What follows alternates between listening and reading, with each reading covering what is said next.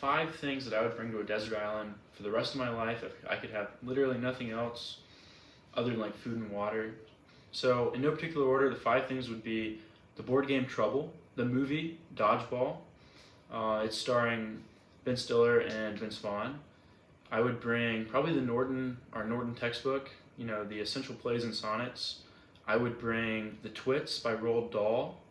And I would bring probably How to Stay Alive by Bear Grylls. Hey, my name's Ethan Wiesner. I'm in Hotel Company, 3rd Regiment, so H3, go Canes. You hear it's hurricane season a lot. If you're in 3rd Reg, you've probably heard the loud conch that plays every morning at morning formation. That's us. Here at West Point, I'm on the orienteering team. I'm from Hollis, South Carolina. It's pretty near Clemson University. I've got a twin sister. And a lot of my interests are probably the outdoors, so anything from like backpacking to camping to hiking. So, coming in at the number 5 spot, I picked Bear Grylls' How to Stay Alive.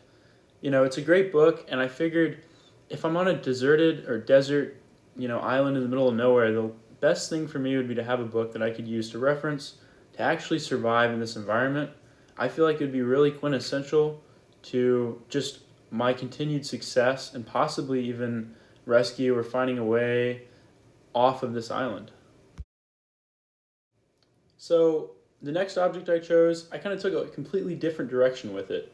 I'm not thinking about survivability or finding my way or protection or intellectual capacity, but rather I picked Dodgeball, the true underdog story. It's a movie from 2004 with Vince Vaughn and Ben Stiller in it about a group of individuals who came together who, with entirely unlikely and different backgrounds, worked together to save a gym, playing in a dodgeball tournament for like $50,000.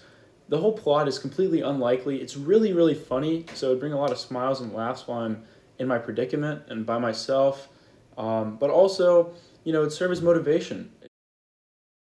So the great thing about poetry is actually, when you read poetry in the same poems at different parts in your life, I've heard that it can have different meanings to you.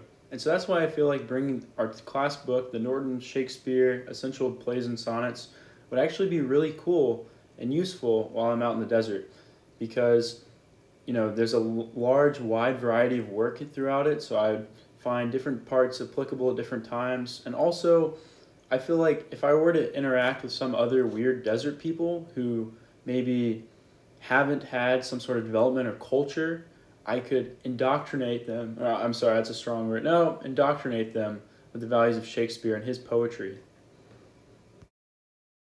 So the second to last item that I would bring is the board game Trouble. If you haven't heard of Trouble before, essentially it is a game where you have 4 pieces and you're trying to get them around the board not by rolling a dice, but by pressing down on a popper. It'll make a loud noise and it kind of keeps the dice in a self-contained little plastic bubble that makes rolling it and the gameplay go really quickly.